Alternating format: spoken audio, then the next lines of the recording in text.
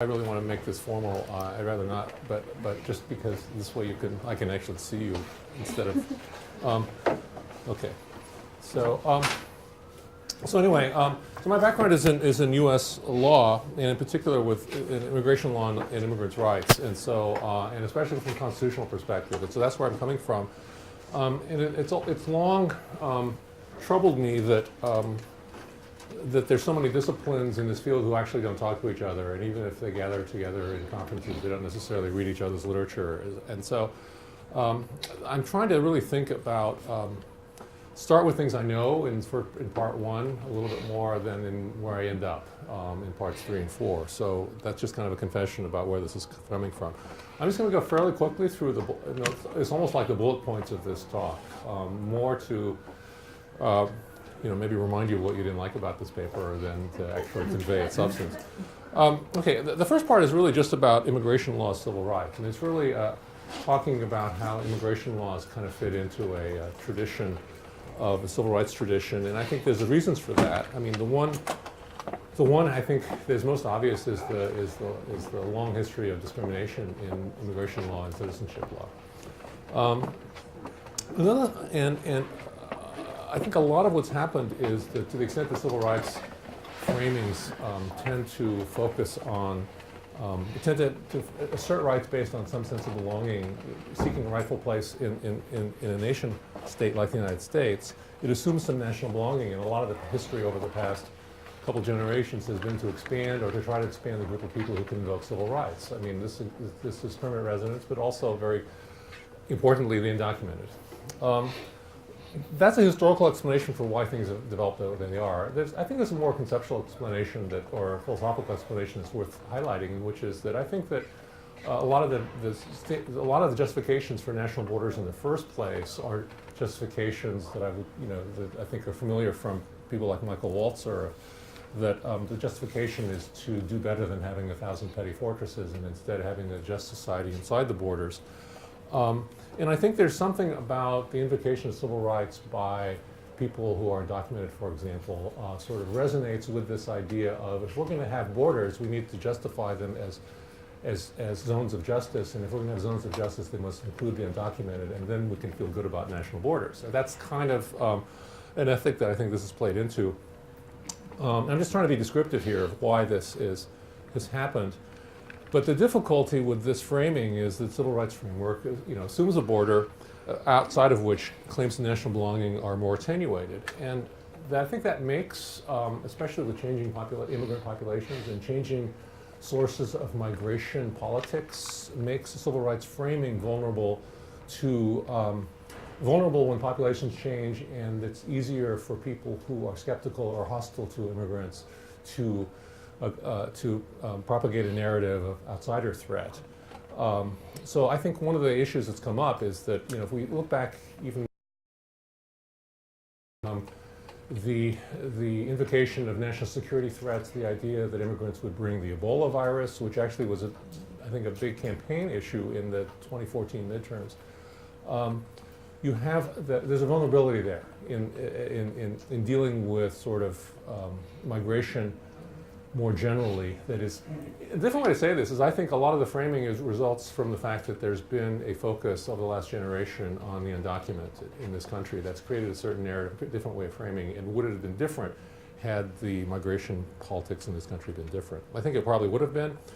So that's one theme, and the other theme that's come out of this in this part one is that there's an emphasis on anti-subordination by race, ethnicity, and religion, but not necessarily an emphasis on economic justice, which I'll come back to. But I think that's one of the costs of this in terms of coalition building arguments that are made.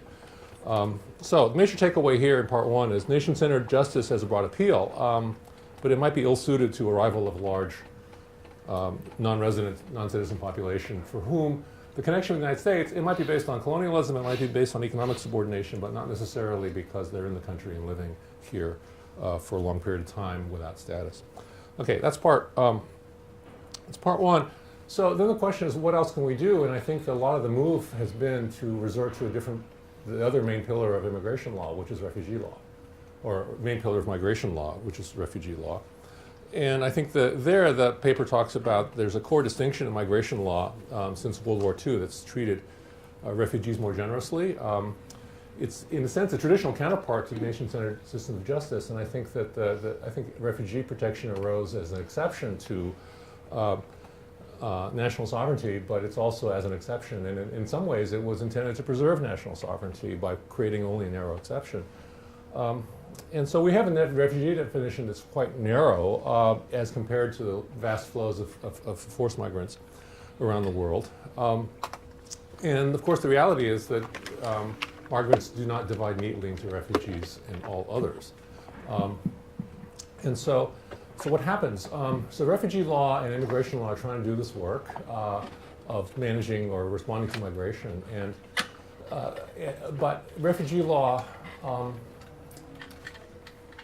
I think assumes that is an exception not just conceptually but also numerically. And so countries who obligated themselves in the Geneva Convention and other instruments to maintain refugee exceptionalism end up doing things to make sure that people can't apply for asylum. And so they include interdiction, safe third-party agreements, and we've seen now in this country rules that you must apply at a port of entry, except we won't take your application at a port of entry, right? So, and so beyond that, so part two ends up arguing that refugee law gets essentially pulled back into the orbit, the political and the conceptual, well, I mean more the political orbit of national immigration law, even if nominally and formally it may stay outside. And you have a lot of ad hoc responses, restricted definitions, restricted procedures, but a lot of ad hoc devices like temporary protected status that I think do the right thing in many instances, but it's a but in fact are ad hoc and don't really add up to necessarily a coherent whole. You know, I would include efforts to just sort of to push the boundaries of the refugee definition of special immigrant juvenile status, things like that, as part of that response. And so the question is really what is the alternative, and what really fills the space, what could fill the space between immigration law and refugee law besides ad hoc solutions. One semi-obvious arena is human rights. And I think it's played more of a role in Europe than it has in this country. But I want to flag that as something that I could talk a lot more about than I do here, but in this particular version. But that's the setup, right? The whole first part of the project is we have these two main pillars of migration law in this that's emerged from the circumstances, especially in this country, but not only in this country. I mean, there's a whole tension in this book about what am I writing about. I mean, I'm writing from a U.S. perspective, but I'm also trying to say things in terms that are more generalized. And so it's an open question. I mean, I'm hoping readers around the world will say, well, that doesn't make any sense for my context, or other people might say, no, it's exactly the same thing. It'll depend. So the first two parts of the book add up to saying the immigration law or the migration law, as we've thought about things, doesn't work.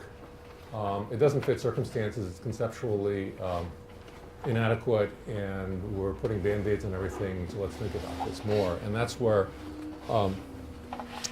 I go to part three. Okay, so part three really talks about where to go from here, and it starts, and the bottom line in parts 3 and 4 is to think more broadly about how the law might engage with immigration, or with migration in general. And it starts with actually a traditional legal question, which is what's the relationship between migration and citizenship? What's the relationship between temporary and permanent admissions? What's the role of the undocumented in this? And so one issue here is a familiar set of debates about temporary admissions, right? I mean, some people think of temporary admissions as an important policy tool, an important tool to sort of bridge otherwise unbridgeable gaps in policy making. And so you get the labor, and then you don't necessarily get the citizens. But that, of course, has been severely criticized both with historical backup, but also with legitimate questions about the creation of an exploited underclass, which, to tie this back to the justifications for borders, all of a sudden starts to undermine the justifications for borders. And so here I'm sort of rendering back what Walzer talks about when he says that, and talks about the medics and the corruption of society by having a group of people who want it for their work and not because they're really full members. But the other flip side of that is if you protect temporary migrants or protect people who are not necessarily future citizens, if you protect them so much, then you're really you might as well be more forthright, honest, and transparent by talking about permanent admissions in the first place. So how do you break that logjam, both conceptually and politically? And so, the main then part 3 moves to talking about talks about the potential for international trade and development to make it possible to admit people with a possibility of permanence, but with the creation of return options and circular migration options, which ultimately are going to be created much more by development and the development as a basis of security in sending countries and giving people choices. That's much more effective than unilateral destination country enforcement. And so this is where situations like the EU-Turkey agreement, the EU-Jordan agreement, and the negotiations with the United States, between the United States and Mexico, become something worth talking about. Now, I have to tell you that an earlier version of this paper was much more optimistic. It sort of said, "Oh, we have these things going on. Let's look at them and do the same thing." And I looked more closely at them and said, "No, we don't want to do these things." So at some point, at that point, the paper was going to end, and I was going to work on something else. But then I realized, there is something to this. That other ways that we can think about, especially transit countries, differently. And is there a way to avoid the problems that may be emerging between the United States and Mexico, problems associated with the EU-Jordan agreement with the EU and Turkey? And so that's why then the paper shifted to, let's sort of try to be complete and analytical about the problems that we see emerging and try to isolate what they are. So some people have asked me, where's the law in part 3? What's the new migration law part of the law? And now I'm going to do something slightly unfair, which is tell you some things that are not in this draft, which I thought about in the time and written up in the time since you've seen this draft. But I think that the first question really is the role for law one of transparency, accountability, having a seat at the table? I mean, I think that's one thing that law can do, and lawyers are used to doing that. I mean, it's sort of like you have a problem, you appoint a committee. If you have a problem, lawyers will say, let's talk about process. Okay, so that's one set of things that isn't being done now, and I think it's certainly a role for law. But then the next question is, are there other standards? I mean, there's certain things that you have to insist upon if you have the transparency and accountability. And so, and there's another open question about can human rights play a role in that setting, or what are the shortcomings of human rights? But that I have to admit, I have to both acknowledge but also assert that also involves not just the ideals of human rights, which is, but also what are the mechanisms for putting that into force. And there's more I could say about that, but I'm going to try to keep this to time. And I didn't come here to hear myself talk. I want to hear what you have to say. So I'm going to try to blaze through this quick summary here. The main point, the takeaway of part 3 is that thinking more broadly about migration and getting beyond the shortcomings of immigration law and refugee law as it emerged from the 20th century requires rethinking the relationship between permanent and temporary admissions, therefore rethinking the relationship between migration and citizenship, and that in turn requires creating more options for migrants. That requires looking for reasons for migration, which requires a holistic look at the reasons why people move, and that's going to require greater reliance on trade and development initiatives, but that raises an incredible set of problems that the law has assumed has been beyond the competence of the law to deal with. So now I'm in this zone of saying, well, we're not even used to thinking about this, as lawyers at least, as a legal question to the extent that we might. So it's uncharted territory, and the fact that it hasn't been as occupied by legal standards and processes as it might be is not a reason to hold back. It's not a reason to give up. Okay, so then, so just as part 3 talks about what causes migration, part 4 talks about what migration causes, and in particular, it flips that holistic view and thinks about the effects of migration on destination countries. And here again, I focus on the United States, hopefully more as an example than as the outer boundary of the inquiry. And this names sort of the economic arguments made by certainly one school of economists on the harms in destination countries, and start to focus on that first as an economic question, and try to identify and at least concede for the sake of discussion that there are people who may feel that they're the losers in even if the economy as a whole benefits. In the same way that trade poses issues that at least seem to be similar. And there's a lot of parallels between the resistance to international trade and the resistance to immigration, and both in substance and in politics. And so one area here, this is another area where I think the law has not done a lot, and the question I'm trying to raise is whether it can do more. What would that more look like? Is to look at trade adjustment assistance policy over the last 50 years, starting with Eisenhower, on up through John F. Kennedy. And I think a lot of what's going on there is a legitimate attempt to do right by the people who feel that they're losers, but it's also a political move to bring together or hold together a coalition in favor of freeing up international trade. And the question is, I mean, one question I ask myself, and you may ask yourself as you're listening to me or reading this, that how much of this am I responding to politics, how much am I responding to reality? I think it's a tough question, and I'm not sure totally what the right answer is, I'll confess. But I think that the assertion I'm making here, which is a more of a political consultant assertion, is that unless we make an effort to take seriously the claims of people who've been displaced, we're opening up ground to people who use those arguments as a cover for racial prejudice and religious prejudice. And the difficulty, though, is that I think that the most effective programs for dealing with helping people who feel that they're on the losing end of this, of trade or migration, the most effective possibilities have been possibilities that reach rather deeply into things like infrastructure, education. They're not targeting a company and the people who are laid off, but they're really thinking about the community in which those people live. And then I think there's a great deal of political resistance to that because it starts to sound like socialism. So there's that I want to acknowledge. And so I'm looking for ways to take seriously, not just out of politics, because I think it's the right thing to do, to figure out exactly how to spread the gains from immigration throughout various sectors of the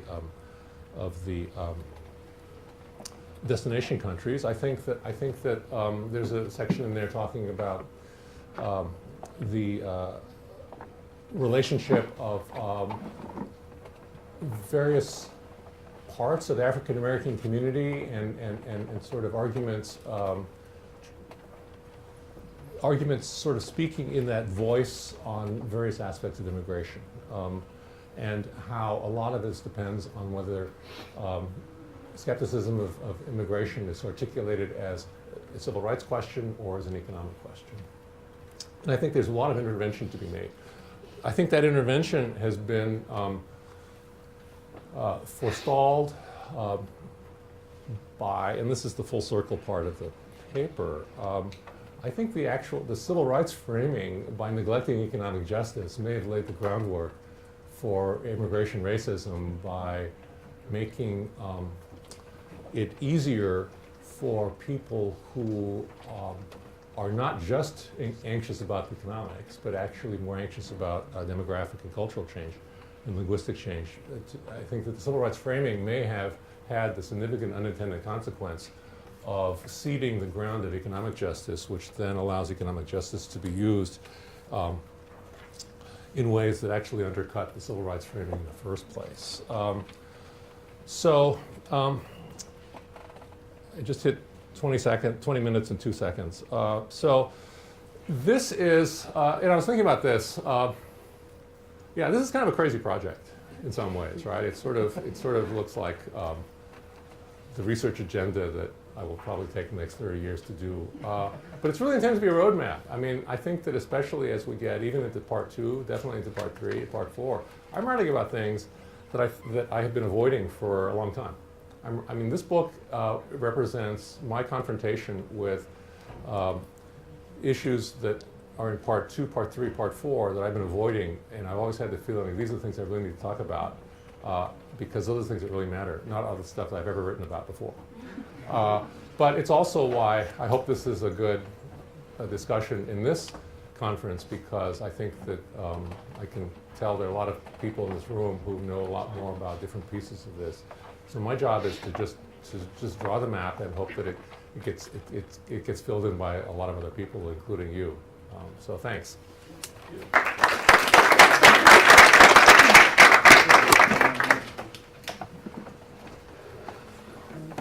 also going to go. So thank you so much, everybody, for coming. And if we haven't already apologized for raining in LA, if it rains, we have to apologize. It's cold too. And it's cold. It's pretty cold. Very soft. All right. So I study political science, and I study mostly about international economy. So most of my comments are going to focus on the second half that I feel like I can add more. Just to talk a little bit about the first half. So, you know, I think just in general with this project, Hiroshi's really asking the right questions and providing some really interesting answers, or at least more questions that we can think about. So the first half looks of parts 1 and 2 look at what is the history of the use of civil rights as a frame for immigration and what are its limitations, and then how has the fact that we've split off refugees from immigrants affected refugee protection. And so when I read this, what I really love is on page 16, he says, who belongs enough to invoke civil rights? And so I thought of this as being this really important question. So I took one law school class when I was in grad school. I took administrative law because if you do immigration, that's where it goes. And the one thing I really remember that, besides Skidmore and Chevron, which I don't really remember what those cases are about, but I remember they were important, was this important question of the role of standing and who has standing. So I think this first question, or this first half really sets up given the civil rights frame, who then gets standing to sue? So we can think about this as increasingly important around the Trump administration. So, you know, this idea that we are sending refugee asylum seekers back to Mexico to be processed, which violates, you know, the UNHCR set out, you know, on their daily briefing, which if you'd like to be depressed every morning, you should definitely get the UNHCR's daily briefing. It said, you know, this is against international law, that's what they're doing, but who has standing to sue? And how about the parent of a legal permanent resident who's not allowed to come because of the Muslim ban to their child's wedding or graduation? So do they have standing to sue? So I think just thinking about, you know, given this framing, who has standing? And the same thing he argues with the refugee regime. He said he argues that we need a broader definition and maybe more paths of entry beyond just this sort of standard Geneva Convention. So I think these are all really interesting questions.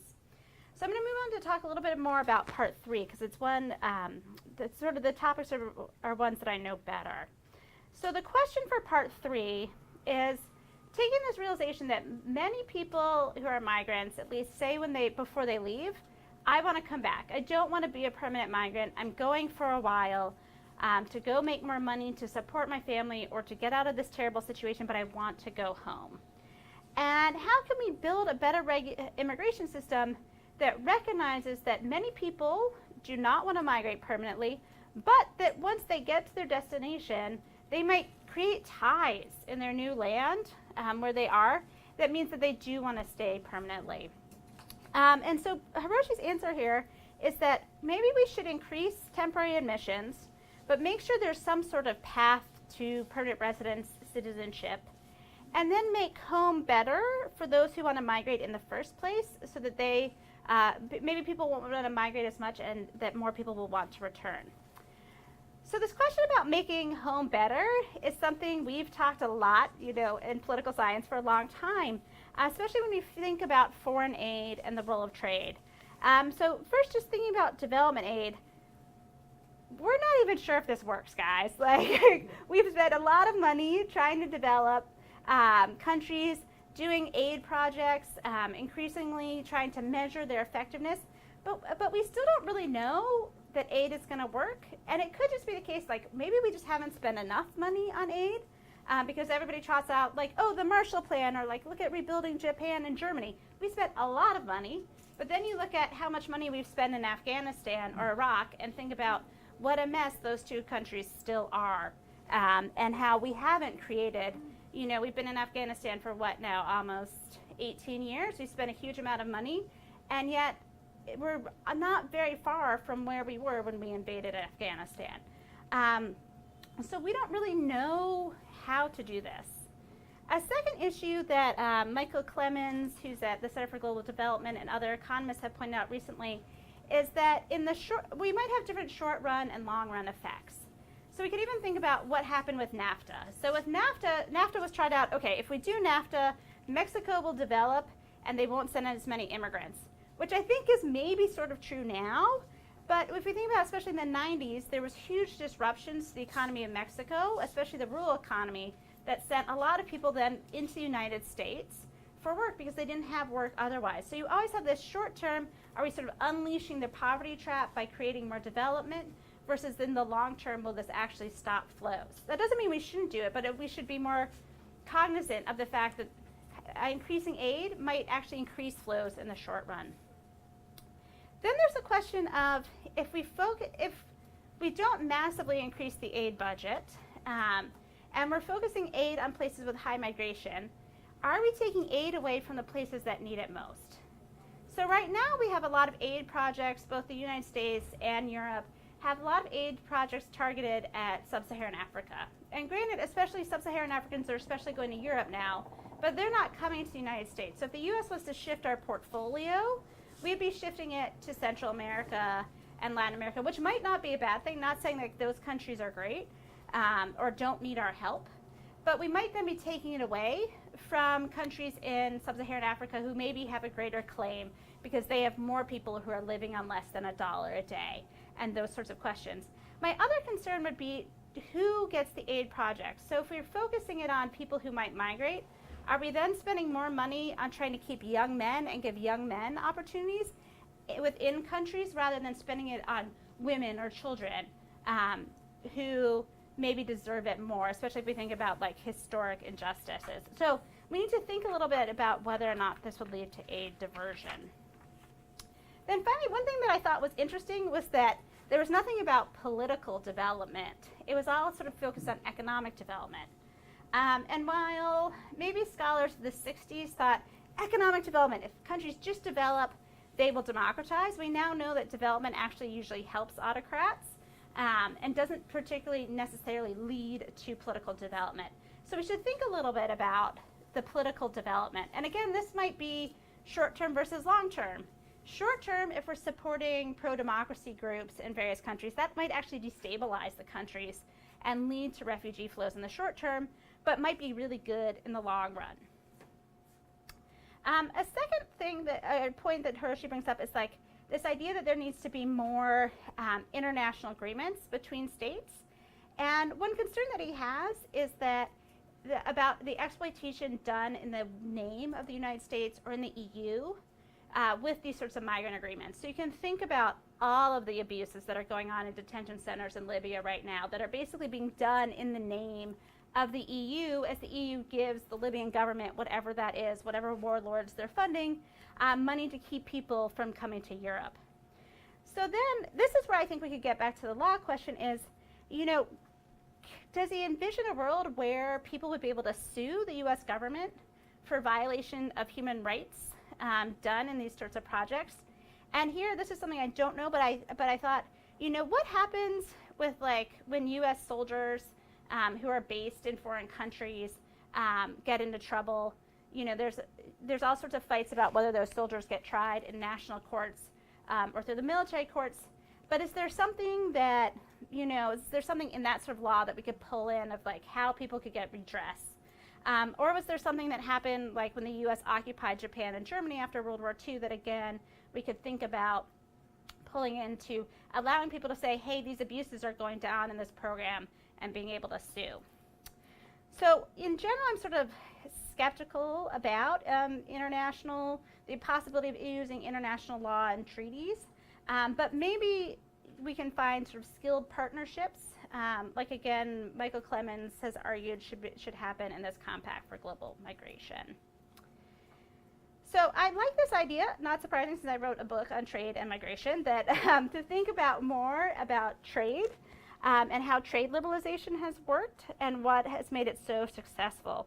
So here I think maybe this belongs in section 3, maybe it belongs in section 4, I'm not quite sure.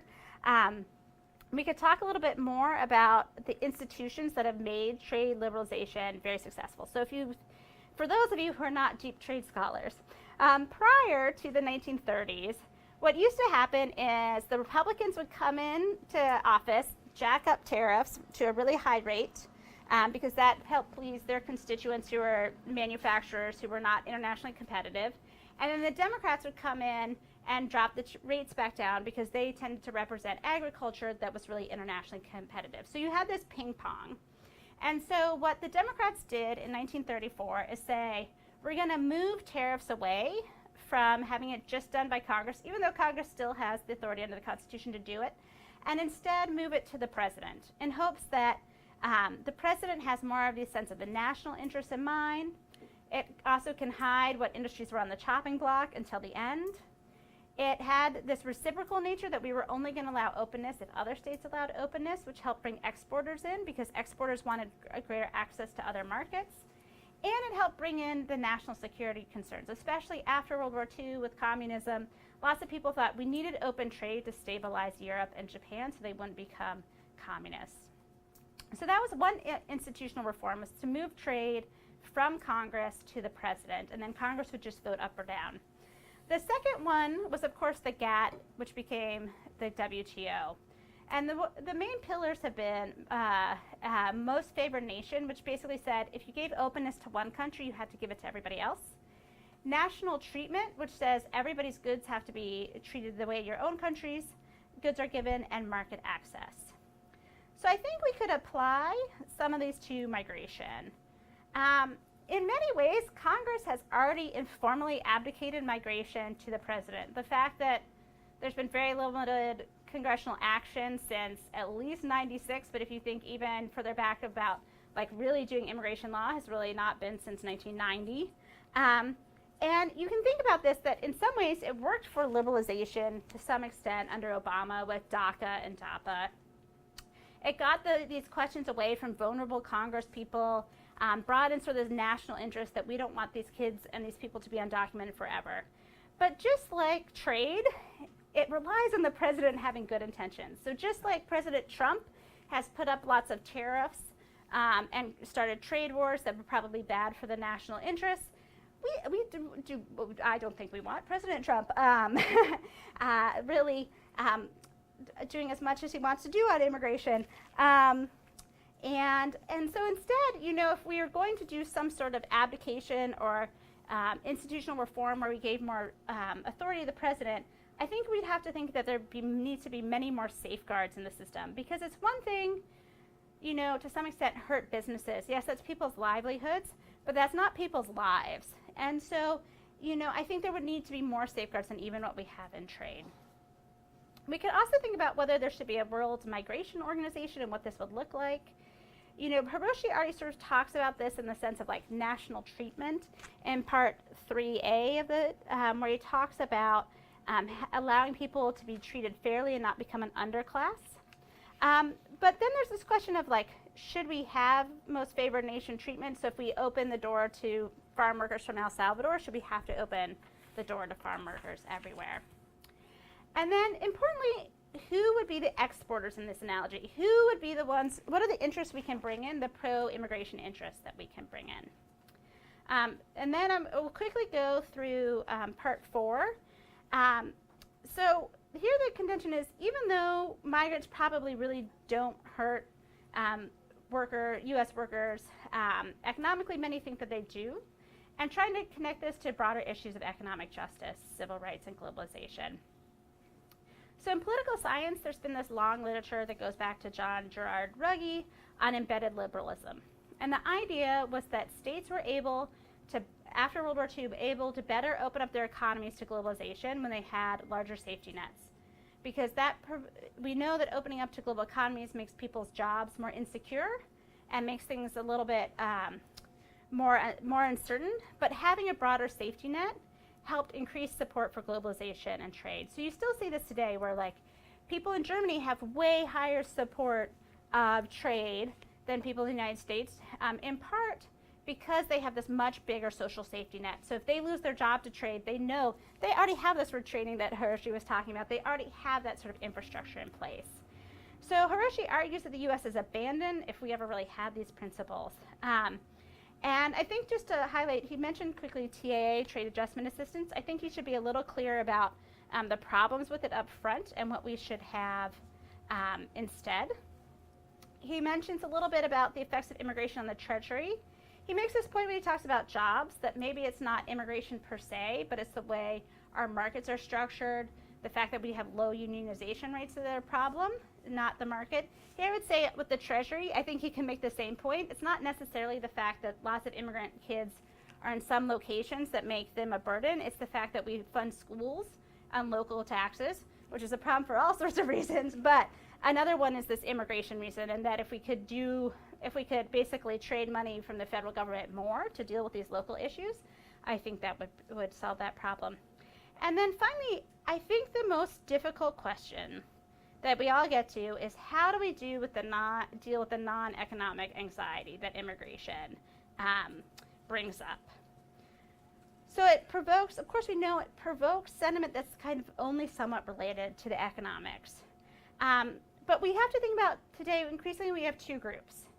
You have, the one hand, the people who are nativists, who don't want immigration, who really care a lot about this issue, but they are an increasingly small minority. If you look at Gallup trends over time, increasingly, especially younger people, are much more supportive of open borders, but I don't think they care as much of those who really want closed borders.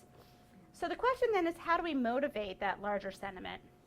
And here I think we could maybe draw on like the gun control advocacy groups who've been fighting the NRA, again, a small group that has really extreme positions on the issue, that don't align with the majority of Americans but care a lot, versus the majority of Americans who want more gun control.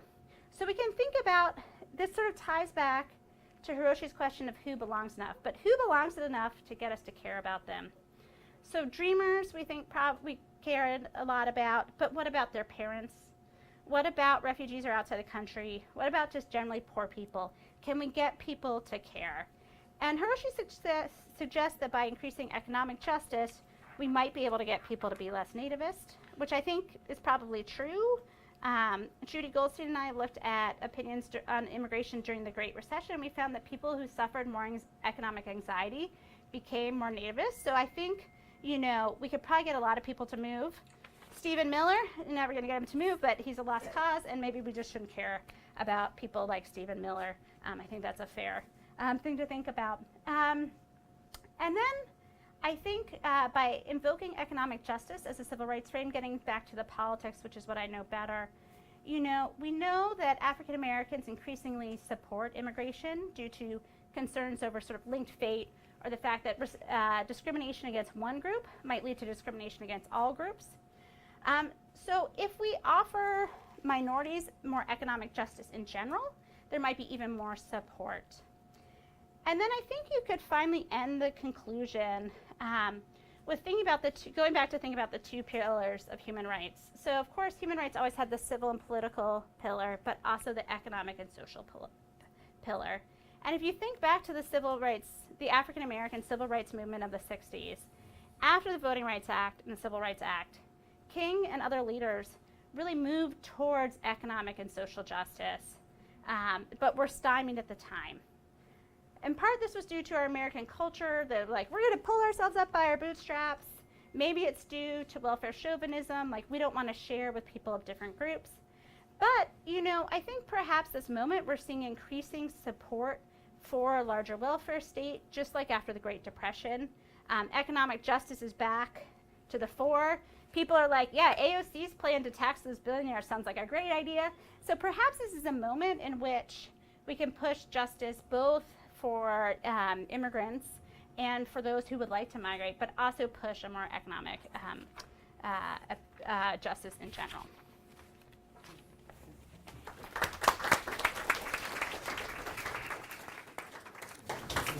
Sorry.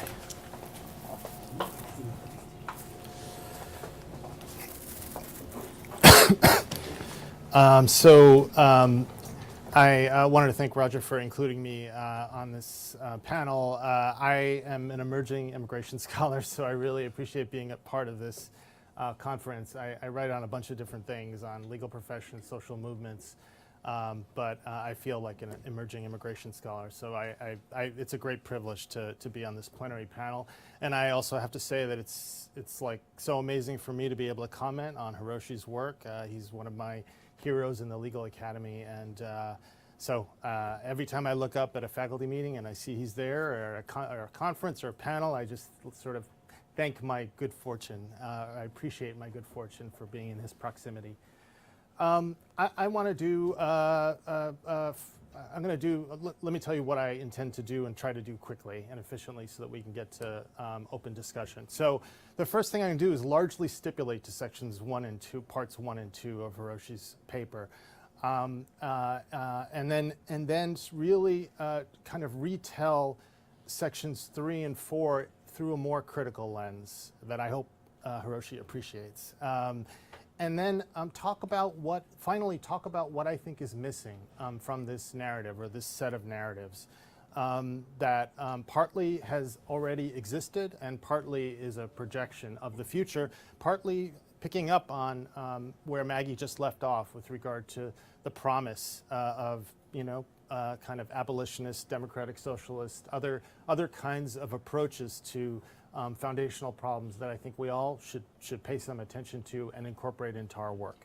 Okay, so with regard to when I read the paper, it reminded me of a quote. Asad Haider, who's the author of Mistaken Identity, which is a book about race and class in the age of Trump. He's also a PhD student at UC Santa Cruz. He says this. He says, against the claim of the nation state that there is an immigration problem, the response is that the country consists of everyone who lives there and works there, and there's no such thing as an immigration problem, right? And if we start with that as an approach, then that leads us to different places than if we accept the assumptions that, again, there's an immigration problem. Now, Hiroshi does a great job in parts 1 and 2 problematizing the civil rights approach and the refugee approach. So civil rights and refugee protection problematize migration and generate responses that may be tactically significant, but that ultimately remain inadequate as a match for the larger social, political, and natural climate change upheavals that we confront. And I completely accept those sections, and I think it's a strong critique of what we have now. And I'm on the edge of my seat. At the end of part 1 of the civil rights section, Hiroshi asks, what is lost when responses to migration choose from a civil rights framework for non-citizens with direct ties to a national community and a refugee protection scheme for everyone else? I'm on the edge of my seat. I'm like, tell me, Hiroshi, tell me, like, what is lost, right? And I read section 2 focused on refugee protection. Although Hiroshi does not frame it this way, these first 2 parts read to me as a strong critique of liberal nationalism. The idea that Hiroshi talks about, referring to Michael Walzer, the idea that hardened borders facilitate equality and dignity for all within those borders. And we clearly see that the promise of liberal nationalism is undermined in the current moment by the state and polity, and over decades. So the problem then I see in the paper is that Hiroshi doubles down on the assumptions and programmatic goals of liberal nationalism. a recommitment to assure that the sovereign polity is preserved and that the politics of immigration are altered and that immigrant incorporation kind of continues in the style of the way it has been, with some alterations, some creative additions. Okay, so I'm going to shift and talk about like what Hiroshi's response is to the breakdown of the liberal nationalist order within the United States with regard to migration, what his prescriptions are, and again, I'm going to be fairly critical here. So part 3 talks about trade and development. I'm not an expert like Maggie is, but I have a lot of opinions, so I'm going to share those with you. Hiroshi starts with some assumptions that I think are really, really important. One is that law has been absent in trade and development frameworks and policy. And I would say I'm not sure about that it's been absent. It seems to me that law has been important in a black box immune from public contestation, right? That's the story of trade and development in the last half century, the story of neoliberalism and the spread of neoliberalism, and a global economic regime that's largely unaccountable to popular movements and to national politics. Second, I think a more important thing to notice here is that migration has been absent, right? In Quinn Slobodian's History of Neoliberalism, The Globalists, he discusses both, first, the half-century-long effort to place global economic activities outside of national politics, and second, the lack of attention to the movement of migrants until national security imperatives following World War II, and then again in the 9/11 era, post-9/11 era, justify hardened borders. And so the economic elites are content to harden borders, and that in some ways serves their agenda of cheapening the price of labor within those borders as well. So if we understand that the extant trade and development frameworks are foundationally inadequate, I think that imperils the entire project in this part. Some of the things that Hiroshi sets forth seem quite problematic to me. So for the idea of strengthening the transit countries like Mexico for the United States or Jordan for Europe in relation to Syrian refugees have been strongly criticized. So our colleague Tendai Achiume at the law school has written a book called Migration as Decolonization, and in it she has a strong critique of the negotiations between the EU and the African Organization of States. She calls it an African containment plan, basically. And similarly, Jennifer Gordon just wrote a piece last week, I think in Foreign Affairs or Foreign Policy, that talks about the Jordanian failure, which Hiroshi talks about, discusses in the paper. But her analysis of why that program failed, the idea that the EU would extend development aid to create jobs in Jordan for Syrian refugees, is that the jobs that were created were crap jobs, right? They're the kind of jobs that are created in free trade zones in places like Jamaica and Haiti and other kind of parts of the periphery of first world countries that are meant to keep people where they are, but really don't fit the population and really don't speak to people's aspirations. Okay, so that's one kind of issue I take with this idea of transferring, sort of putting lots of effort into strengthening economic development and containing migrants from third countries in the second countries that are in proximity to the first world. Second, he talks about increasing transparency and accountability, and here I would argue that this is a more utopian aspiration than socialism, in my opinion, partly for the reason that I just talked about, in the sense, Slobodian and others talk about trade and development as, again, largely being immune from public contestation. I think to suggest that we can make an intervention as lawyers or advocates or popular movements and alter the extant frameworks seems, again, to be a huge leap. And I think we're actually closer. There are less utopian possibilities that would achieve some of Hiroshi's ends. The third thing he talks about is temporary, iterative, and permanent citizenship. So different forms, different ways in which for people to enter and exit the countries, to the destination countries. And here a word of caution. He cites the 2013 Comprehensive Immigration Reform Bill, I think Senate Bill 744, which had a long, arduous path from undocumented status to full U.S. citizenship. And people like Munir Ahmed and other commentators have characterized that path as narrow, surveilled and policed, contingent, and basically set up to create, again, to preserve a second or third class of quasi-citizens in the country for a lengthy period of time. I appreciate Hiroshi's project to challenge the assumptions of citizenship and to create more permeability of the national polity to different kinds of participation, particularly temporary participation at the choice of the migrants themselves. But I would say that, unfortunately, things regress in policy implementation under the current assumptions that we operate under, and I would argue under liberal nationalism. Hiroshi has an internal critique and shares that as one would expect that he would have. That is the idea that we're extending neocolonialism. He says these such schemes might shift power to unsavory actors, sidestep the rights of migrants, erect new barriers to migration, undermine equal treatment of migrants. And I say yes, yes, yes to all of that. And then Hiroshi also says, in spite of these development aid, or perhaps to undercut development aid, politicians may remain fixated on enforcement-based responses. And I think when we talk again about race and racism, you'll see why that's the case and how a kind of economic development path out of our migration problem, I don't think is a very plausible one because of the underlying assumptions, again, of the political actors that are involved. Finally, he says migration is not a full accounting for all past wrongs. And I would say here, in solidarity with my colleague, Tendai Achiume, why not? Why can't we think of migration policy as being reparative, or in her words, remedial, short of reparations, but at the least reparative? And I'll speak more about kind of a more aspirational sense, which is very inchoate for me, but I'd like to explore a little bit. Let me quickly go through part 4, economic justice. Hiroshi starts with some assumptions from the political consultant class, which he talks about, which he just talked about. First is that economic anxieties undermine civic solidarity. Immigration is one of many causes of unemployment and wage stagnation for U.S. workers. There's a perceived dilution of government services because immigrants are using those services, undocumented particularly, and LPRs. And that there are tensions between African American communities and immigrant communities because of the competition for jobs in the low wage sector or low skill sector.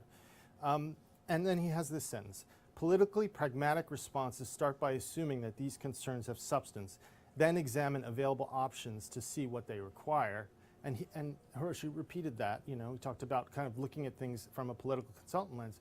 But to be honest, when I read it, my heart fell. When I read that, because if we accept these assumptions, some of which have been proven to be empirically false, absolutely empirically false, then we go on a path that takes us away from where we need to go. That really leads us into a sort of cul-de-sac or a dead end. He does kind of have caveats. He says that nativism, that we've had nativism in spite of relative prosperity. So this relationship between racism or economic anxiety and nativism is not always in place, that there are times when there's prosperity, but there's still nativism. And he also refers to 9/11 as being the national security imperative as like, kind of overarching as a framework over time that obscures economic anxieties as the cause for nativism and creates a separate independent grounds for nativism. He suggests some potential solutions here. Trade adjustment assistance to me is a kind of immigration adjustment assistance seems to me to be a non-starter in a system, in a context in which austerity governs all, right? And that ultimately undermines trade adjustment assistance as a way in which to deal with the dislocations of free trade. And I would argue the same thing is destined to happen with any kind of immigration adjustment assistance. Putting aside that kind of framing accedes to the idea that immigrants are somehow taking out more than they're putting in, which is just not empirically true. And so if we're going to design programs that reinforce the nativist messages, then that seems counterproductive to me and problematic to me. Hiroshi does say that workers have been shunted to non-unionized sectors with much lower wages, and that to me speaks to a different kind of economic justice agenda, which I'll speak about in a minute. And he also talks about cuts to higher education, which again speaks to a different kind of agenda, and kind of mentioned by Maggie at the end with regard to a broader economic justice agenda. He says, he says, but if very little is done and the absence of effort is easily interpreted as a sign of indifference, and this is with regard to politicians and economic justice, I say exactly. That's the problem. That's the crisis of neoliberal capitalism, right? In this moment, that is, people like the sort of Clinton wing of the Democratic Party has done very little about foundational economic anxieties. This is beyond and bigger than the migration issue, right? So what do I think is missing in the account?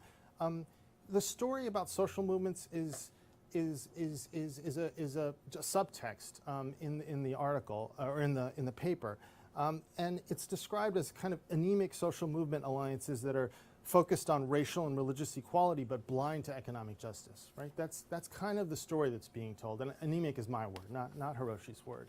And I think that's descriptively incomplete.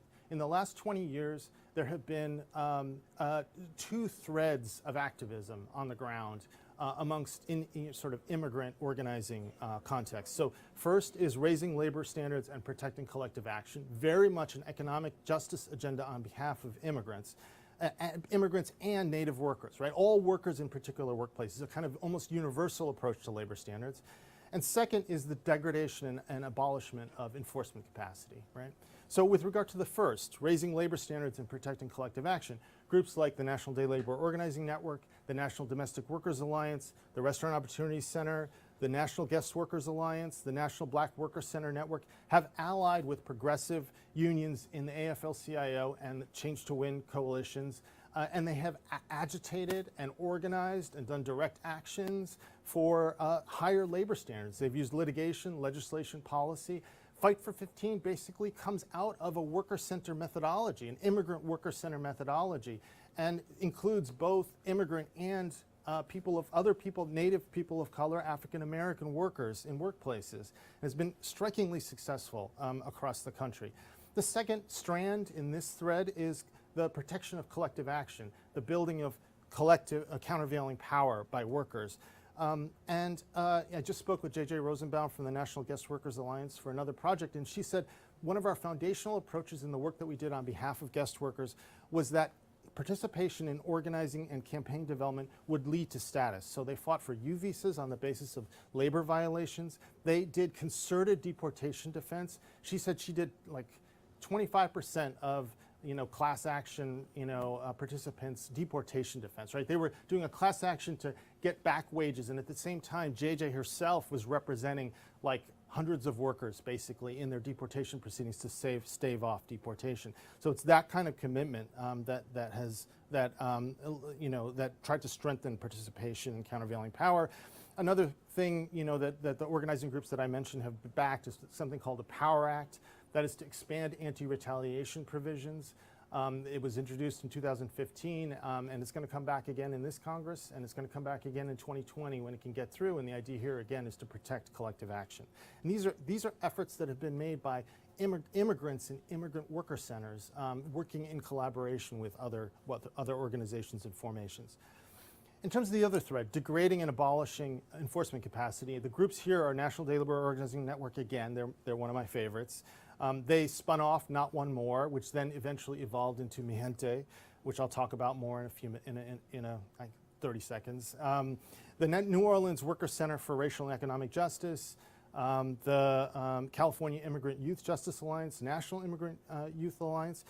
And basically, the story in the early 2000s was that mainstream immigrant rights groups refused to call SB 1070 in Arizona racist. They were refused to use the term, racism or Arpaio as racist, right?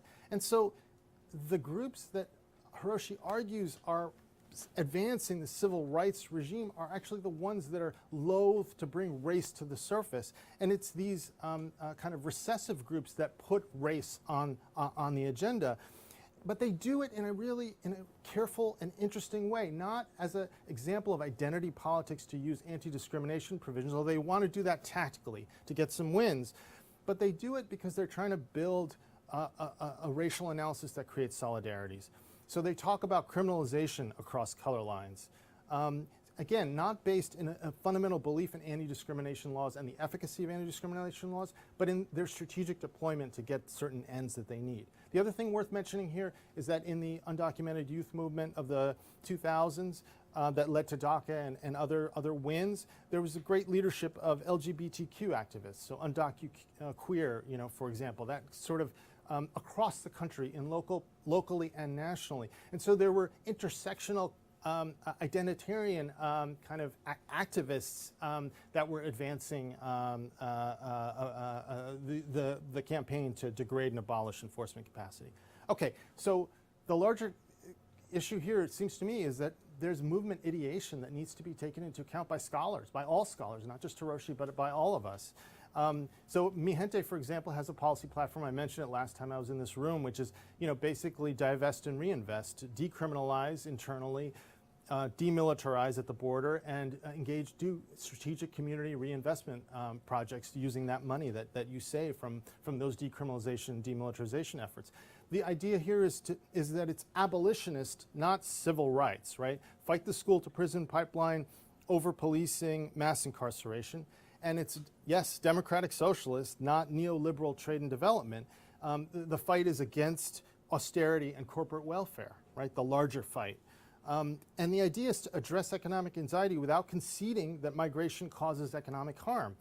And again, how you define the problem determines the responses you're going to get and shapes the politics around an issue. And so the federal jobs guarantee, free college for all, Medicare for all, the Green New Deal are universal programs that basically would fundamentally alter the politics around migration. I have a quote from Cedric Robinson. I really want to read it, so I know I'm way over. But I mean, he basically says the political consciousness of black labor, white labor, and immigrant labor were to be smothered by the social discipline implicit in the legends.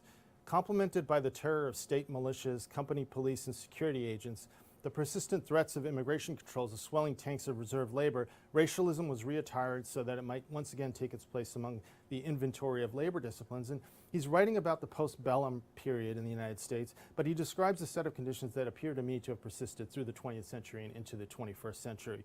And so it seems to me incumbent on us as scholars to reckon with racial capitalism and settler colonialism. And we have to displace neoliberal programs with an inconsistent commitment to identity politics as a cover for policies that continue to concentrate wealth and power. I think we need to, all of us need to take imaginative leaps of faith. We need to provide intellectual scaffolding for more radical approaches to migration. And we need to, if we ourselves are not converts, then we at least need to grapple with the challenge to the terms of the debate, right? And the liberal nationalist terms of the debate. And we need to question our own programmatic assumptions. So thanks.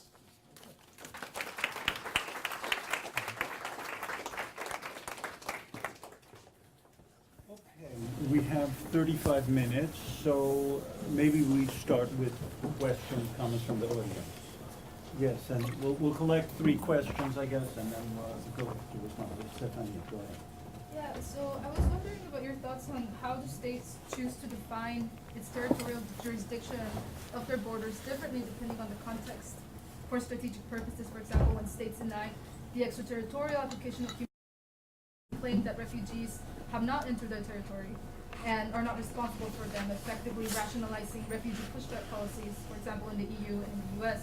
At the same time, borders are being increasingly expanded beyond the boundaries of the state. For example, the 100-mile radius space that's considered a border zone. In this case, the interior checkpoints that do magnify inequalities in the interior of the U.S. So how does the definition of jurisdiction impact to what extent states adhere to civil and human rights? And I also wanted to hear your thoughts about the contrast between prosecutorial discretion, which protects certain populations from being deported, versus discretion exercised at the border aimed at detecting unlawful entrants and deporting them, and ultimately opens the opportunity for CBP to racially profile individuals. So do you think discretion in general is beneficial or problematic to civil rights and human rights protections, given that only certain groups can benefit from prosecutorial discretion? Okay. Yes, go ahead. I have 2 questions. What is the general opinion among the the panelists regarding the policies implemented by Mexican President Andrés Manuel López Obrador regarding stopping crime, promoting social justice, to many other economic support programs. And my second question is regarding, I think, Maggie.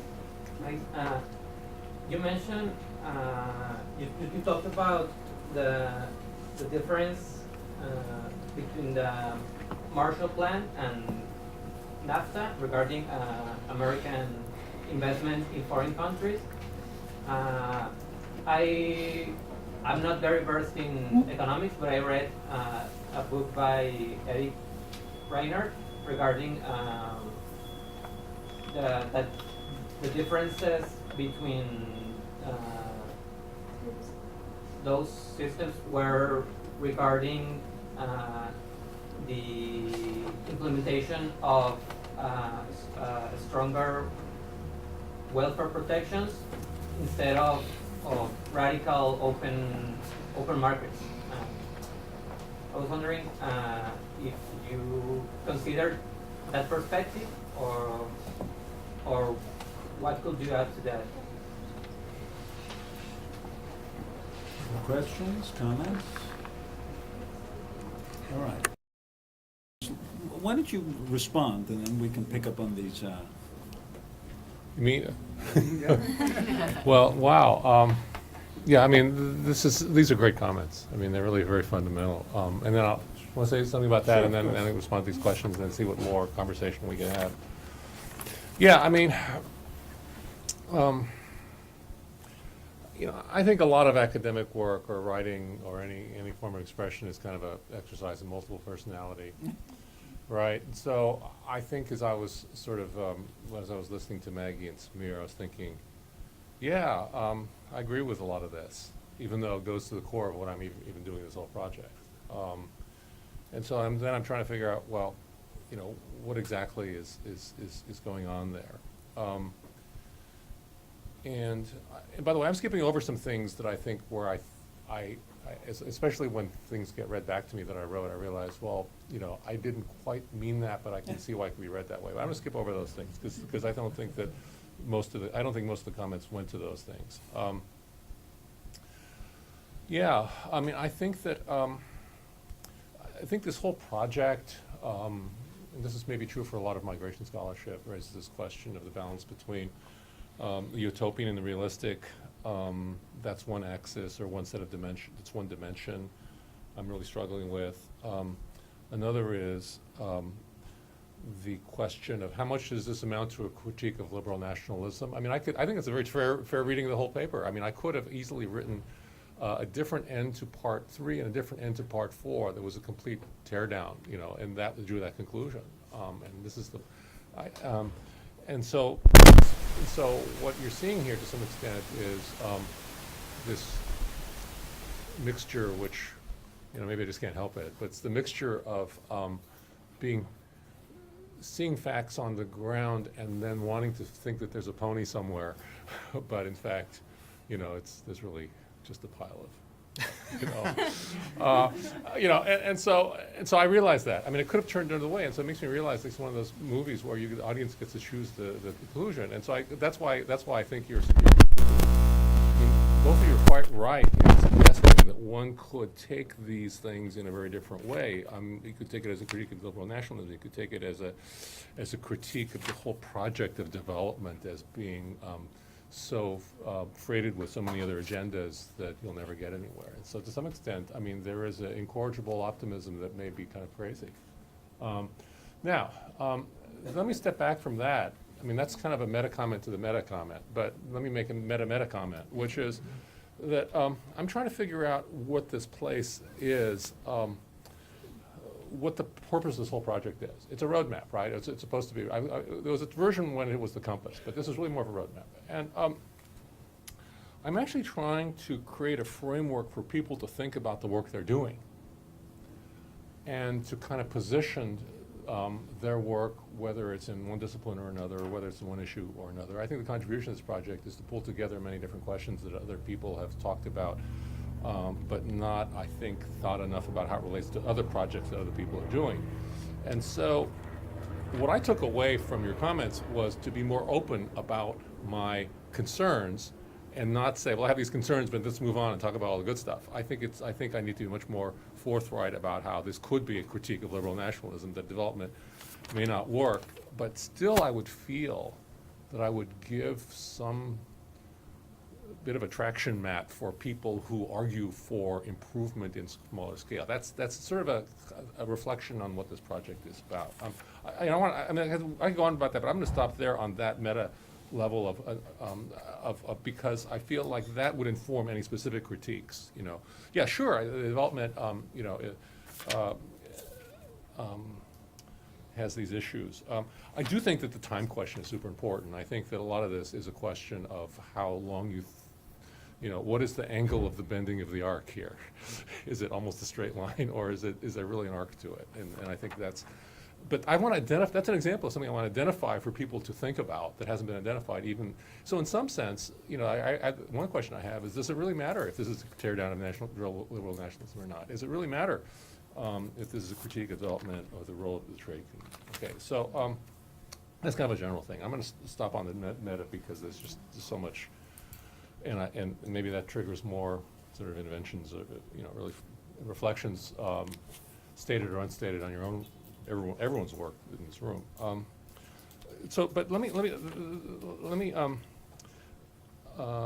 respond, Stefania, to your questions, because I think that when you first expressed them, I thought they were very specific. Then I realized, no, this is actually raises these really fundamental issues that I think are really worth raising. I mean, I do think that all the border manipulation and jurisdiction. I mean, my first reaction, I think this is a core of my answer, is that this is really the example of sort of nation states holding on to making sure that refugees are just an exception, that the Geneva Convention was just an exception, narrowly defined.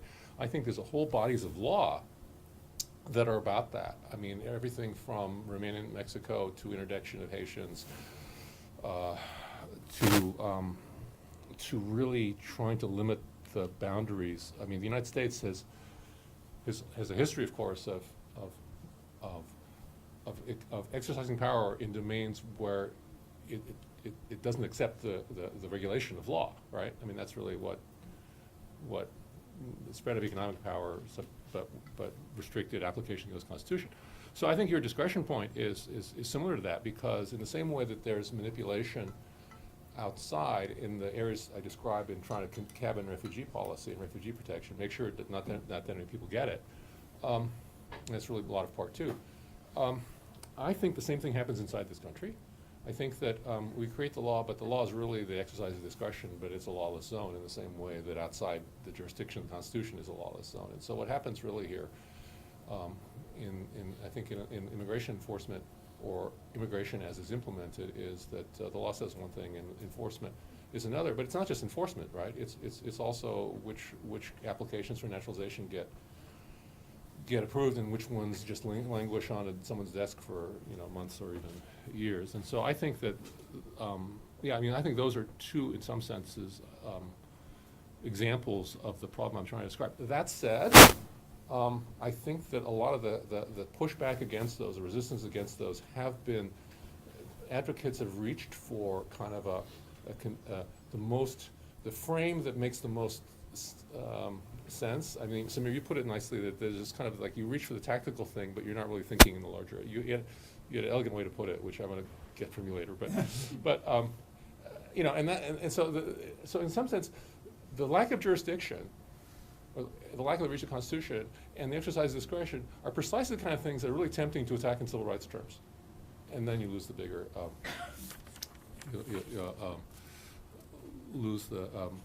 the bigger picture. So in that sense, those are good examples of. This is why I ended up talking in part one about DACA, and in part two about interdiction. Okay, so I feel I should defer to Maggie on the Marshall Plan versus NAFTA question. But I do want to, and defer to both of you on all this stuff actually, but and follow up. I do very much appreciate the short-term, long-term question, and that, of course, is a question of what's too much to hope for, what's too much to expect. But I feel like you should take that on, especially because the question was directed to all of us. Yeah, so I think, I definitely think there's something to that idea, and Samir's comments made me think about this more, is the way in which, post World War II and even post Great Depression, so even before we get to World War II, you had just seen this move from 19th century globalization where we didn't care about workers at all. Workers were just cogs in the wheel. There was no welfare state. There were no protections. So you start to see in the early 20th century increasing unionization, increasing protections for workers in Europe and in the United States. And then after World War II, when they were getting together at Bretton Woods and stuff, and they were saying, we're going to rebuild the global economy, but we're going to do it in a way that protects workers. We're going to try and protect workers. And so you have this, not so much in the United States, but in Europe, you have the creation of a giant welfare state, which might help explain why the Marshall Plan was more successful in not creating as much dislocation. But there was still a fair amount of dislocation coming out. There's still a fair amount of people who left Europe in the years immediately after the war, not just displaced persons, but others as well. But I definitely think, after the crisis of stagflation in the 70s and this move to, maybe the welfare state wasn't the right way to go. We need to go back to much more 19th century version of capitalism where we have fewer protections that creates economic dynamism, and NAFTA was part of that. And I think, hopefully, what we're starting to see now, at least in the United States, is this move back to maybe we need to be somewhere in between. We need a larger welfare state, even though that might take away some amount of the dynamic, capitalism, creative destruction that's going on. But what's funny is you're not seeing that quite as much in Europe yet. Which you would have thought the opposite. Where in Europe, they're still we have to do austerity, even though Greek unemployment is still the 20%. And which is crazy, and Spanish youth unemployment is close to 50%, which that is crazy. So I think Samir, I really liked your point about thinking about austerity, and especially in this world where the economy's been booming for years now. If you look at the stock market and economic growth, and yet we still have austerity in a lot of these programs, and this goes on the ideas of big things. I was I love this plan of that billionth dollar you have, let's tax that at 100%.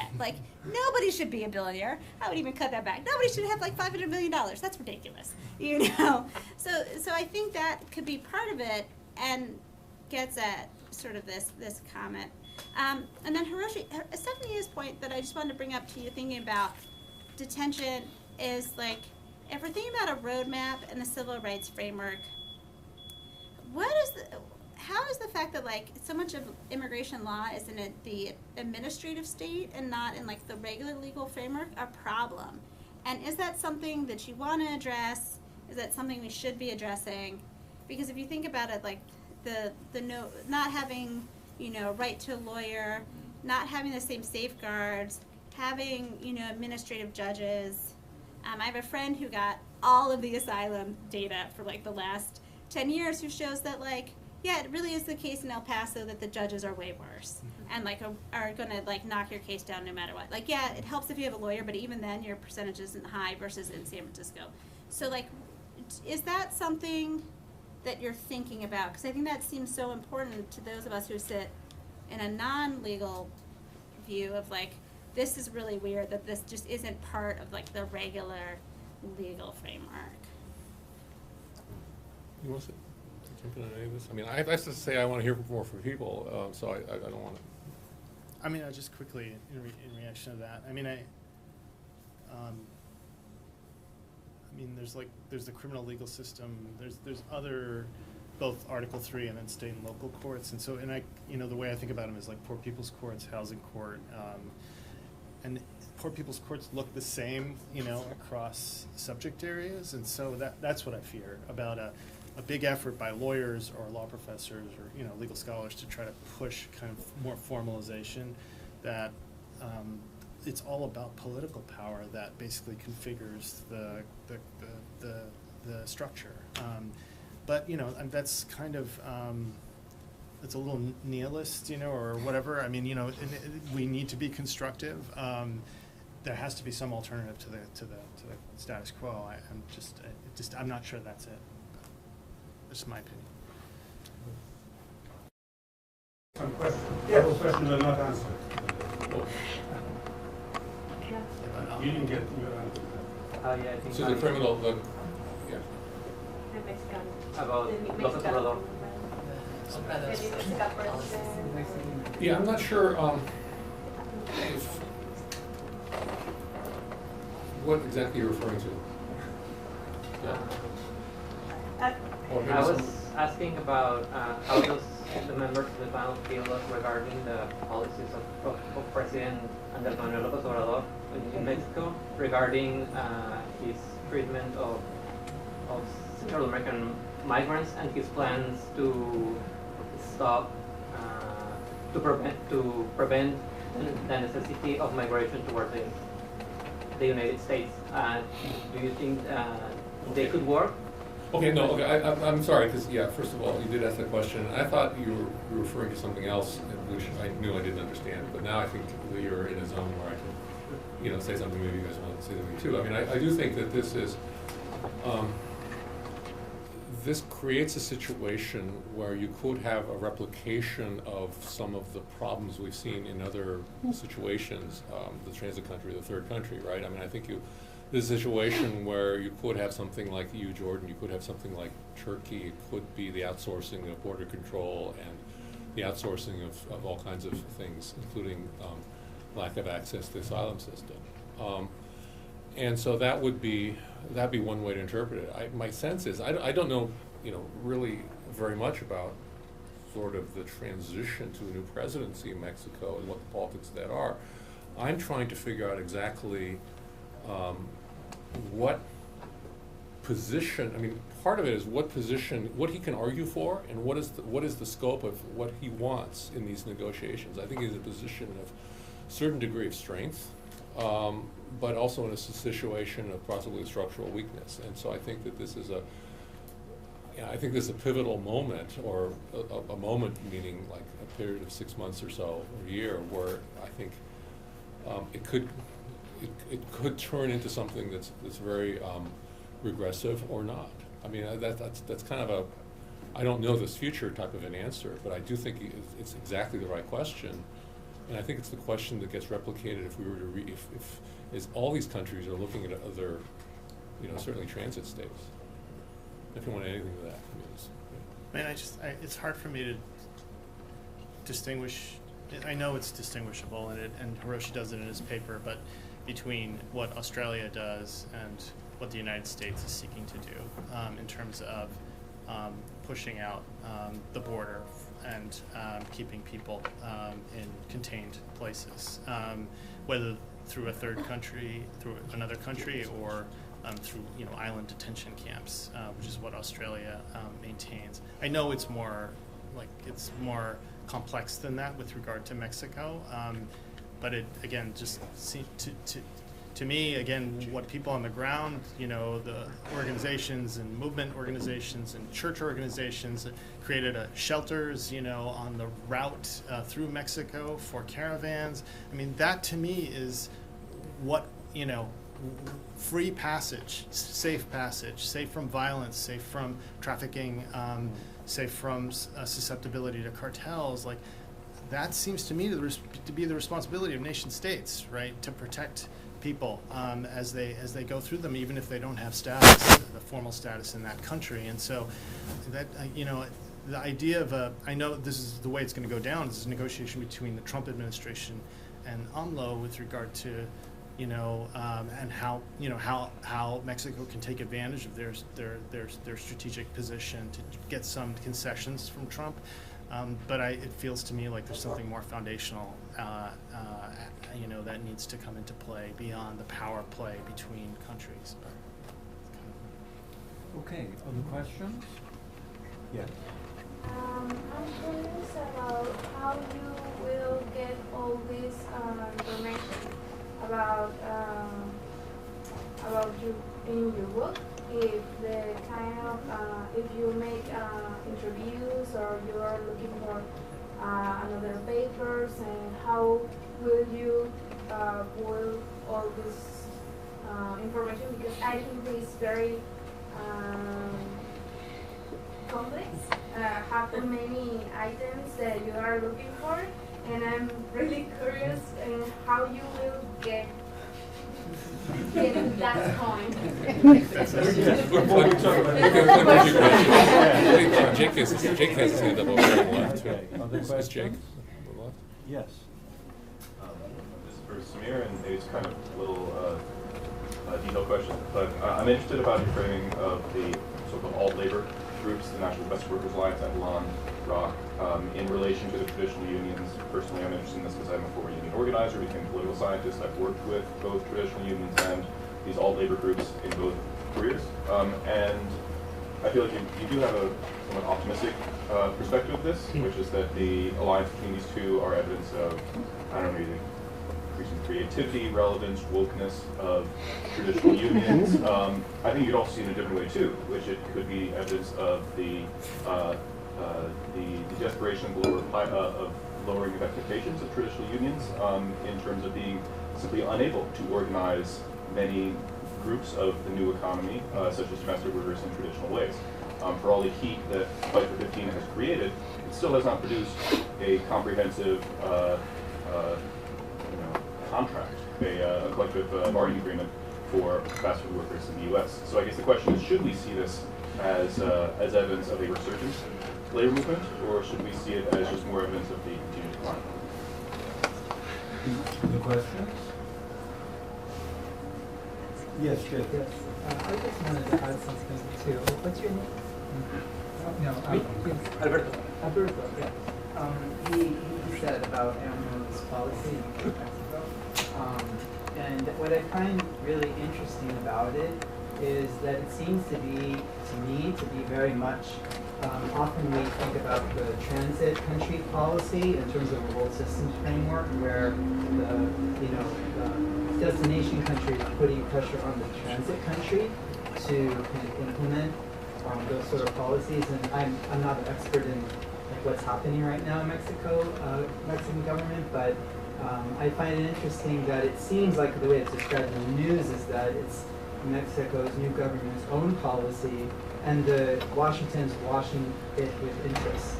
They're curious about how it might help or hurt their kind of objectives.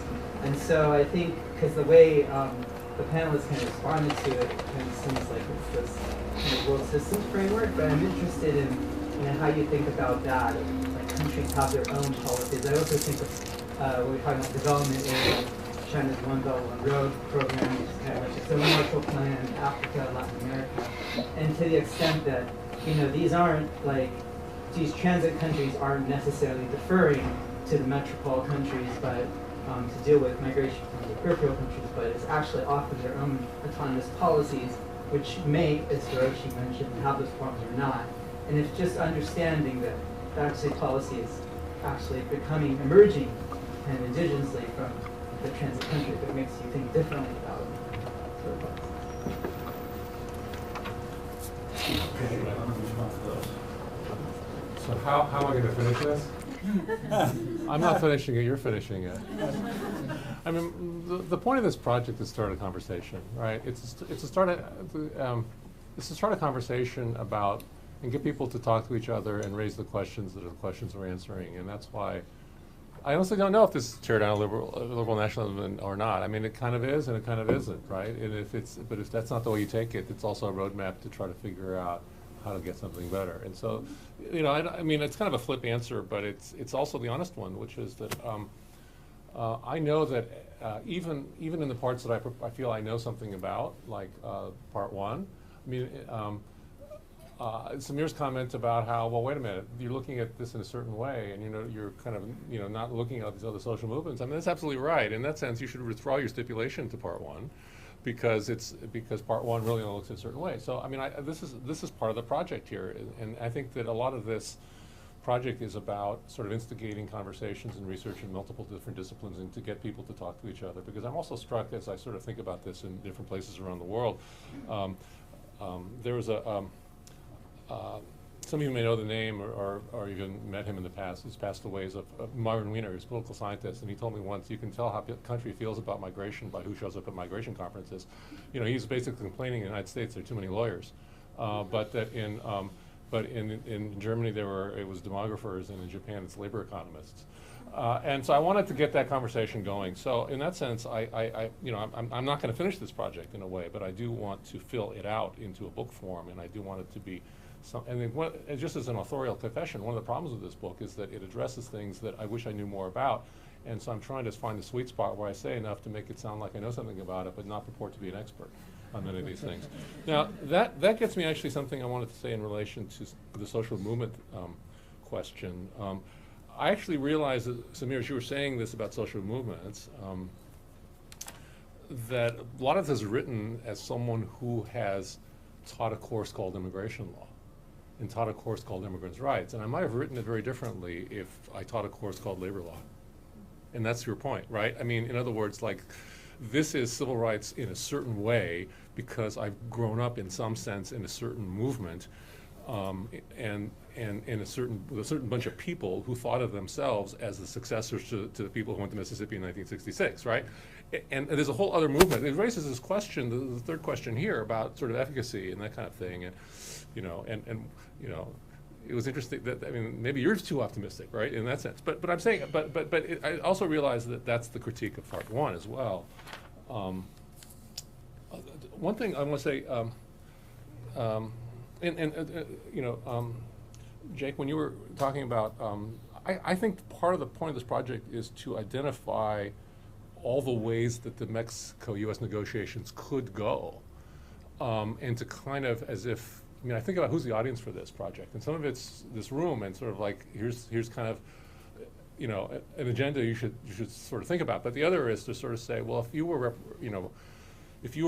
were advising people in Mexican government, what would you tell them is going on? What are the precursors, and what are the dangers, and what are the mechanisms that who might want to see at the table, and why you might want them or not? That's kind of minimalist, but I think it's foundational. In terms of administrative state, so I mean, can I give you another flip answer? It's sort of like, so, I mean, when I wrote the book Immigration Outside the Law, there's different ways to think about what that book was about. But it was really about undocumented immigration, but it's really about is administrative discretion in immigration enforcement. And so there's way more to say about that, and way more I didn't say. But this response is trying to figure out what else is there that I'm worried about, and so I completely agree that could have been a different piece of this project, and it also makes me realize that it could be elaboration on parts of part one that I don't get into, and if anything, it translates into part three in trying to think about how can we think of the rule of law in the context that used to be in another book, my concern when it comes to local enforcement or internal enforcement inside the United States. How can we apply that same sensibility to a much more daunting challenge, which is to how to bring that regularity to trade and development, and is that ultimately a doomed enterprise? That's a sort of set of things here. Okay. Any other questions, comments? Can I just respond on yes, please, the labor question? So I do think I'm over optimistic. I'm a clinical teacher, so I work in collaboration with a bunch of the groups that I named, not a lot of them, but a few. And so I have a lawyer-client relationship with them to some degree, and I believe in the group. So that colors my scholarship in a particular way. However, I think one might objectively say a few things, which is one, that the baseline is of organized labor in steep decline.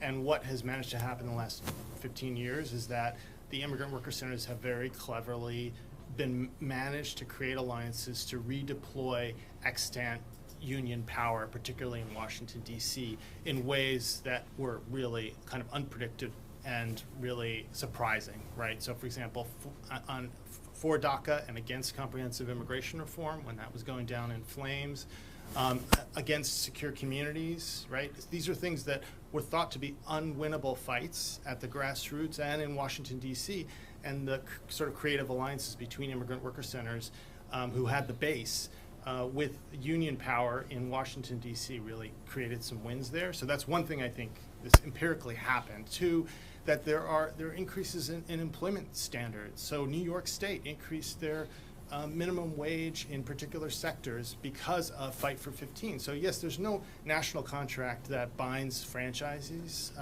by a certain terms, but there have been real significant moves and in various jurisdictions, and now there's a bill to raise the minimum wage to $15 that's pending in the House, and that likely would see passage in 2020 if there was Democratic takeover. And then I think that so yeah, the other thing you see is strike activity. Now again, I don't want to tie it all back to immigrant worker centers, right? Teacher strikes is a phenomenon in and of itself, but you see a labor movement that appears to have at least signs of life, and some of it I think is rooted in the collaborations and the new kinds of strategies and leadership fights and reform efforts within the movement, or both strengthened by the movement orgs and within the union. So that's my kind of optimistic take on what's happening in the labor sphere. Sorry, do you mind if I jump? Yeah, I kind of jump. So I burned out of community organizing. I worked for SEIU, the last thing that I did, and then somehow I ended up grad school, and then I'm back. And I would say that that was 2002 when I burned out. In that time, it was really like unions are definitely in decline, and there's no way that people aren't really organizing the private sector, right? With the exception of hotels, maybe, like GRE. And I would say right now, in terms of the civil rights and the kind of the inheritance, right? I mean, Martin Luther King, when he was assassinated, he was fighting for janitors, right? And so, and for the sanitation workers, sanitation, we are, I'm a man. And I think there's just, like, the base organizations that are civil rights organizations are really seeing I think economic justice has been part of that this whole time, right? And I think the forefront, you can think about not just kind of this Fight for 15, but actually enforcement, like at the California level of kind of the enforcement things that are happening. It's like there's like real, maybe I'm also overly optimistic. I would like to hope that we, how everyone organized, and I think there are signs of that. Just want to have a last word. Well, I don't know if it'll be the last word. I mean, we have 3 more minutes. Okay, I'll yield the last 2 minutes to you guys. But one thing that the exchange about really starting with what you're saying about social movements, but also talking about labor organizing, makes me kind of think about is that in many respects, this particular paper and this particular project is written by a lawyer, in the following sense. I think if you look at the arguments that are made in court, if you look at the mission statements and sort of the things that frame a lot of advocacy organizations that are kind of lawyer heavy, if you look then how that translates into everything from interviews on television to congressional testimony, then you would stipulate the civil rights framing because it's all about Plyler versus Doe and access and whether it's constitutional right to go to school and stuff like that. But if you were to listen to what's people are saying in the streets, that might be quite different. And so I want to admit that this gets back to the information question really, is like, I'm looking at information, I'm doing what what law professors do, is to read legal documents, and I'm not interviewing people in the same sort of way, and I think that skews, I have to admit, sort of my framing of what it is that is going on. And the only defense of that really is that I'm writing about law and what law can do, and that law should capture more of the social movement discourse than the traditional civil rights discourse. The other thing I'll say real quickly is that part of this is freighted with this question of, we have a problem. Immigration is somewhere in the universe, and then there's a lot of this comes down to is immigration supposed to solve all problems? That's part of the issue, right? I mean, part of the pushback against immigration-related proposals or even research agendas is, well, that's not going to work because of some other problem, and I just feel like somehow migration and migration responses are freighted with a lot of responsibility that is unrealistic. But that was more than 1 minute, but less than 3. Okay, terrific. So I want to thank Hiroshi for a great Okay. paper. Well, thank you. And, Thank you. Samir and Maggie for terrific comments. So we will break for 15